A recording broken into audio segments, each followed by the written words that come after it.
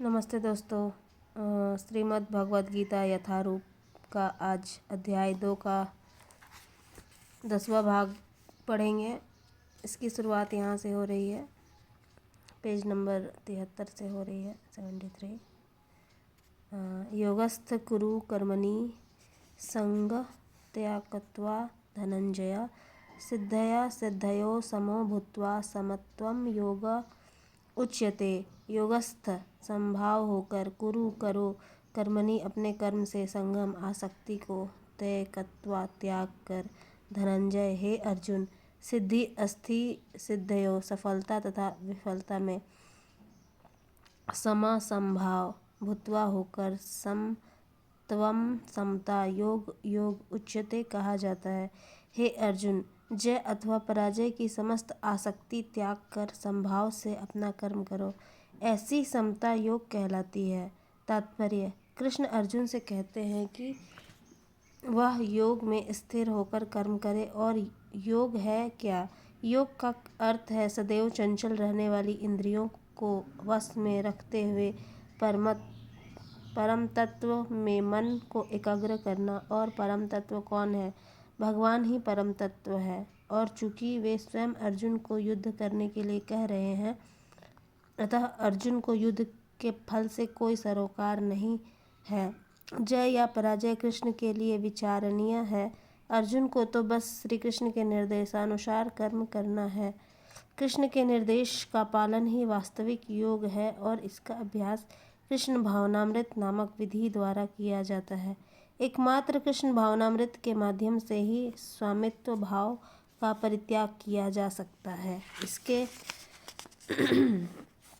लिए उसे कृष्ण का दास या उसके दासों का दास बनना होता है। कृष्ण भावनामृत में कर्म करने की यही एक विधि है जिससे योग में स्थिर होकर कर्म किया जा सकता है। अर्जुन क्षत्रिय है, अतः वह वर्णाश्रम धर्म का अनुयायी है। विष्णु पुराण में कहा गया है कि वर्णाश्रम धर्म का एकमात्र उद्देश्य विष्णु को प्रसन्न करना है। सांसारिक नियम है कि लोग पहले अपनी तुष्टि करते हैं, किंतु यहाँ तो अपने को तुष्ट न करके कृष्ण को तुष्ट करना है। अतः कृष्ण को तुष्ट किए बिना कोई वर्णाश्रम धर्म का पालन कर भी नहीं सकता। यहाँ पर परोक्ष रूप से अर्जुन को कृष्ण द्वारा बताई गई विधि के अनुसार कर्म करने का आदेश है। दुरेन हार्वरम कर्म बुद्धि योगांध धनंजय बुद्धो शरणम निवंच कृपाना फल हे तवा। दुरेन दूर से ही त्याग दो, ही निश्चय ही औरम गर्हित निंदनीय कर्म बुद्धि योगात कृष्ण भावनामृत के बल पर धनंजय हे संपत्ति को जीतने वाले बुद्धो, ऐसी चेतना में शरणम पूर्ण समर्पण आश्रय अनिविच्छ प्रयत्न करो। कृपाना कंजूस व्यक्ति फल हेतवा सकाम कर्म की अभिलाषा करने वाले। हे धनंजय, भक्ति के द्वारा समस्त गर्हित कर्मों से दूर रहो और उसी भाव से भगवान की शरण ग्रहण करो। जो व्यक्ति अपने सकाम कर्म फलों को भोगना चाहते हैं वे कृपण हैं। तात्पर्य: जो व्यक्ति भगवान के दास के रूप में अपने स्वरूप को समझ लेता है, वह कृष्ण भावनामृत में स्थिर रहने के अतिरिक्त सारे कर्मों को छोड़ देता है। जीव के लिए ऐसी भक्ति कर्म का सही मार्ग है। केवल कृपण ही अपने सकाम कर्मों का फल भोगना चाहते हैं, किंतु इससे वे भवबंधन में और अधिक फंसते जाते हैं। कृष्ण भावनामृत के अतिरिक्त जितने भी कर्म संपन्न किए जाते हैं वे गर्हित हैं, क्योंकि इससे कर्ता जन्म मृत्यु के चक्र में लगातार फंसा रहता है। अतः कभी इसकी आकांक्षा नहीं करनी चाहिए कि मैं कर्म का कारण बनूं। कृष्ण भावनामृत में हर कार्य कृष्ण की तुष्टि के लिए किया जाना चाहिए। कृपणों को यह ज्ञात नहीं है कि देववश या कठोर श्रम से अर्जित संपत्ति का किस तरह दुरुपयोग करे। मनुष्य को अपनी सारी शक्ति कृष्ण भावनामृत अर्जित करने में लगानी चाहिए, इससे उसका जीवन सफल हो सकेगा। कृपणों की भांति अभागे व्यक्ति अपने मानवीय शक्ति को भगवान की सेवा में नहीं लगाते। बुद्धि युक्तो जहाति उभे सुकृत दुष्कृते तस्मा उद्योगाय युज्यस्व योगः कर्मसु कौशलम। बुद्धियुक्त भक्ति में लगा रहने वाला जाहती मुक्त हो सकता है। यह इस जीवन में उभे दोनों सुकृति दुष्कृति अच्छे तथा बुरे फल तस्मात् अतः योगाय भक्ति के लिए युजस्व इस तरह लग जाओ। योग कृष्ण भावनामृत कर्मसु समस्त कार्यों में कौशलम कुशल कला।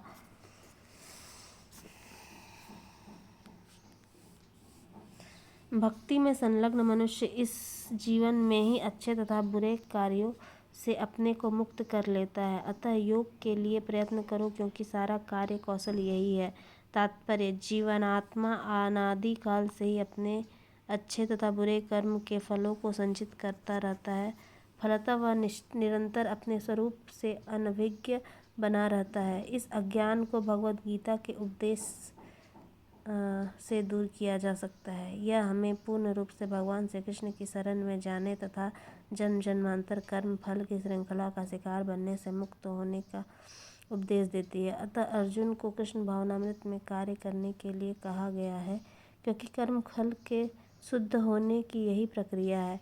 कर्मजः बुद्धियुक्ता ही फल तैकत्वा मनीषिणः जन्म बंधन विमुक्तया पदम गच्छन्त्यमयम्।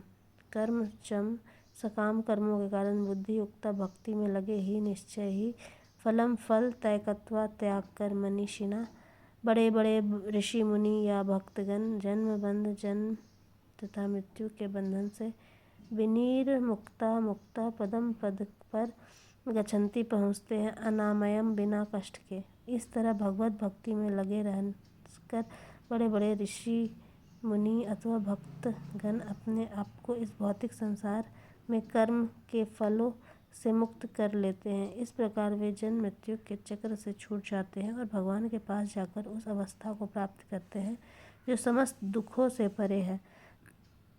तात्पर्य: मुक्ति जीवों का संबंध उस स्थान से होता है जहाँ भौतिक कष्ट नहीं होते। भागवत में कहा गया है, श्रमाश्रितः ये पद वप्लव महत् पदम पुण्ययस्तु मुरारे भवाम बुद्धिर्वस्वपदहरम पदम पदम पदम यद विपदाम न तेषाम। जिसने उस भगवान के चरण कमल रूपी नाव को ग्रहण कर लिया है जो दृश्य जगत के आश्रय हैं और मुकुंद नाम से विख्यात हैं अर्थात मुक्ति के दाता हैं, उसके लिए यह भवसागर गोखुर में समाये जल के समान है। उसका लक्ष्य परम पदम है अर्थात वह स्थान जहाँ भौतिक कष्ट नहीं है या कि वैकुंठ है। वह स्थान नहीं जहाँ पद पद पर संकट हो। अज्ञानवश मनुष्य यह नहीं समझ पाता कि यह भौतिक जगत ऐसा दुखमय स्थान है जहाँ पद पद पर संकट है। केवल अज्ञानवश अल्प ज्ञानी पुरुष यह सोचकर कि कर्मों से वे सुखी रह सकेंगे, सकाम कर्म करते हुए स्थिति को सहन करते हैं, उन्हें यह ज्ञात नहीं कि इस संसार में कहीं भी कोई भी शरीर दुखों से रहित नहीं है। संसार में सर्वत्र जीवन में दुख, जन्म, मृत्यु, जरा तथा व्याधि विद्यमान है, किंतु जो अपने वास्तविक स्वरूप को समझ लेता है और इस प्रकार भगवान की स्थिति को समझ लेता है, वही भगवान की प्रेमा भक्ति में लगता है। फलस्वरूप वह वैकुंठ लोक जाने का अधिकारी बन जाता है जहाँ न तो भौतिक कष्टमय जीवन है न काल का प्रभाव तथा मृत्यु है।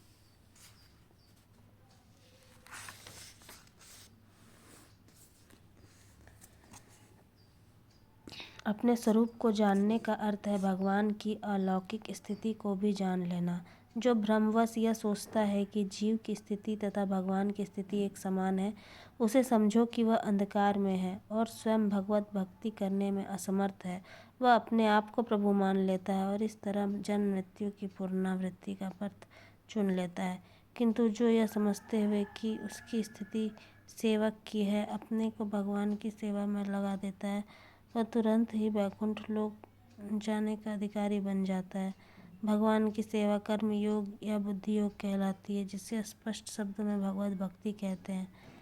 यदा ते कलिलं बुद्धिवर्तिरिष्यति तदा गन्तासि निर्वेदं श्रोतव्यस्य श्रुतस्य च। यदा जब ते तुम्हारा मोह के कलिलम घने जंगल को बुद्धिमय दिव्य सेवा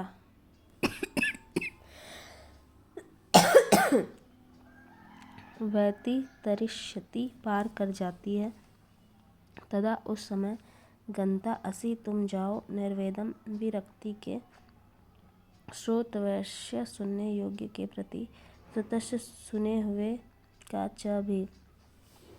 जब तुम्हारी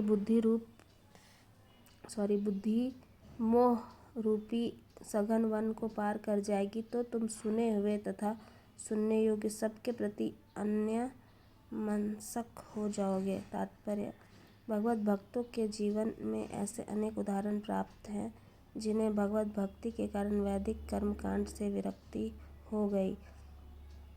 जब मनुष्य श्री कृष्ण को तथा उसके साथ अपने संबंध को वास्तविक रूप में समझ लेता है तो वह सकाम कर्मों के अनुष्ठानों के प्रति पूर्णतया अन्य मनस्क हो जाता है, भले ही वह अनुभवी ब्राह्मण क्यों न हो। भक्त परंपरा के महान भक्त तथा आचार्य श्री माधवेंद्र पुरी का कहना है: संध्या वंदन भद्रमस्तु भवतो भो स्नानतुभ्यतमो भो देवा पितरश्च तर्पण विधो नाहं क्षम्यताम् यत्र कापि निध्यं यादकुलोत्तमस्य कंस द्विष स्मारमघहरामि तदल मन्ये किं येन मे। हे मेरी त्रिकाल प्रार्थनाओं, तुम्हारी जय हो। हे स्नान, तुम्हें प्रणाम है। हे देववृतगण, अब मैं आप लोगों के लिए तर्पण करने में असमर्थ हूँ। अब तो जहाँ भी बैठता हूँ यादव कुलवंशी कंस के हंता श्री कृष्ण का ही स्मरण करता हूँ और इस तरह मैं अपने पापमय बंधन से मुक्त हो सकता हूँ। मैं सोचता हूँ कि यही मेरे लिए पर्याप्त है। वैदिक रस्मों का तथा अनुष्ठानों तथा यथा त्रिकाल संध्या, प्रातःकालीन स्नान, पितृ तर्पण आदि नव दीक्षित के लिए अनिवार्य है, किंतु जब कोई पूर्णतया कृष्ण भावित हो और कृष्ण की दिव्य प्रेमाभक्ति में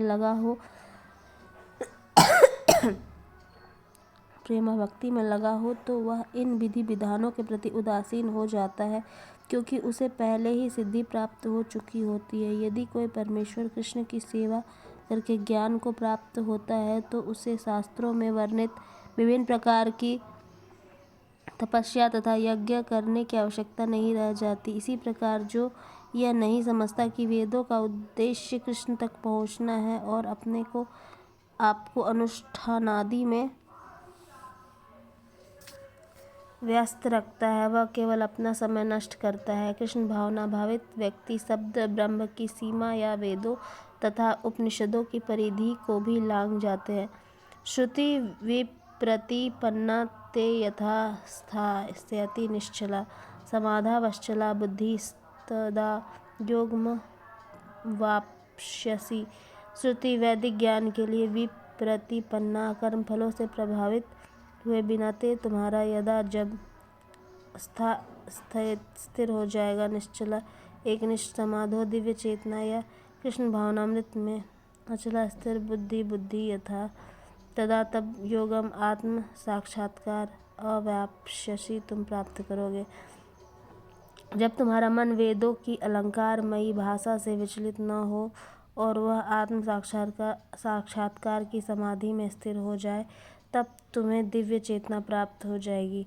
तात्पर्य: कोई समाधि में है, इस कथन का अर्थ यह होता है कि वह पूर्णतया कृष्ण भावना भावित है, अर्थात उसने पूर्ण समाधि में ब्रह्म परमात्मा तथा भगवान को प्राप्त कर लिया है। आत्म साक्षात्कार की सर्वोच्च सिद्धि यह जान लेना है कि मनुष्य कृष्ण का शाश्वत दास है और उसका एकमात्र कर्तव्य कृष्ण भावनामृत में अपने सारे कर्म करना है। कृष्ण भावना भावित व्यक्ति या भगवान के एकनिष्ठ भक्त को न तो वेदों की अलंकारमयी वाणी से विचलित होना चाहिए, न ही स्वर्ग जाने के उद्देश्य से सकाम कर्मों में प्रवृत्त होना चाहिए। कृष्ण भावनामृत में मनुष्य कृष्ण के संदिग्ध में रहता है और कृष्ण से प्राप्त सारे आदेश उस दिव्य अवस्था में समझे जा सकते हैं। ऐसे कार्यों के परिणाम स्वरूप निश्चयात्मक ज्ञान की प्राप्ति निश्चित है और उसे कृष्ण या उसके प्रतिनिधि गुरु की आज्ञाओं का पालन मात्र करना होगा। आज के लिए इतना ही। अगले अध्याय में हम लोग 11वां भाग पढ़ेंगे। धन्यवाद।